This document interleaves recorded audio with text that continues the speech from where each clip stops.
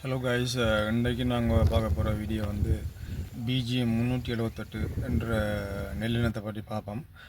நான் வந்து கிட்டத்தட்ட ஒரு 3 இயர்ஸாக வந்து இந்த நெல்லினத்தை விதைச்சி நல்ல அறுவடையை கண்டிருக்கிறேன்.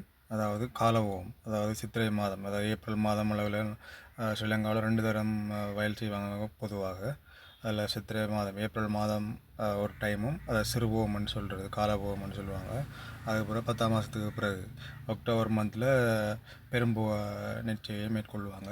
இந்த பிஜி 378 என்ற நெல்லினம் வந்து சிறுபோக பயிற்சிக்கு சிறந்த விளைச்சலை பெறுவதாக வந்து எங்களோட பகுதியில் சிறந்த விளைச்சலை இது வந்து கொடுத்துருக்கு.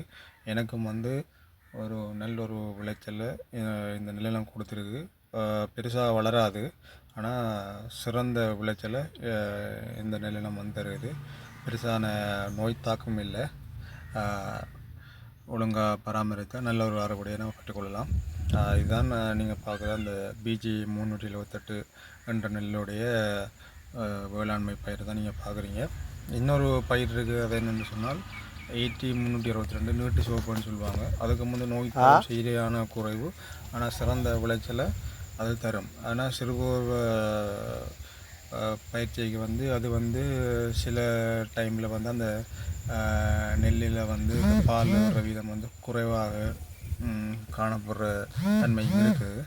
ஆனால் என்னை பொறுத்தவரையில் எங்களோட பகுதியில் வந்து அது ஒரு சிறுபோகத்துக்கு சிறந்த ஒரு விளைச்சலை தரக்கூடிய மாதிரி இருக்குது. இந்த 2 நெல்லினமும் வந்து பெரிதாக நோய் தாக்கம் எதுவும் இல்லாத நெல்லினங்களாக அதோட சிறந்த விளைச்சலை பெற்றுக்கொள்ளலாம். நீங்களும் உங்களுடைய வயல்களில் இந்த மாதிரி நெல்லினங்களை வச்சு பாருங்கள், கட்டாயம் வந்து சிறந்த அறுவடையை பெற்றுக்கொள்ளலாம். இந்த 2 நெல்லினமும் வந்து 105 நாள், அதாவது 3ஆம் மாத அறுவடை காலத்தை கொண்டது.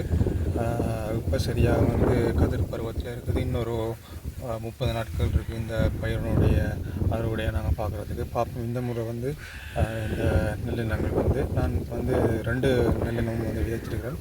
பார்ப்போம் எந்த அளவுக்கு அறுவடையை இந்த வயல் வந்து தருதுன்னு சொல்லி கட்டாயம் நான் இதை பற்றி அப்டேட் பண்ணுறேன். ஸோ இந்த டைமில் கட்டாயம் வயல்குள்ளே தண்ணி இருக்கணும். வயல் விளைஞ்ச பிறகு தான், அதாவது காய்ப்பருவத்தை அடைஞ்ச பிறகு தான் நாங்கள் வந்து தண்ணியை வட்டி விடுறது வழக்கம். ஸோ இப்போ வரைக்கும் வயலுக்குள்ளே தண்ணி கட்டாயம் இருக்கணும். இப்பயும் பச்சைத்தான் வயல் இருக்குது, பார்க்குறதுக்கு ஒரு அழகான view. So thank you so much.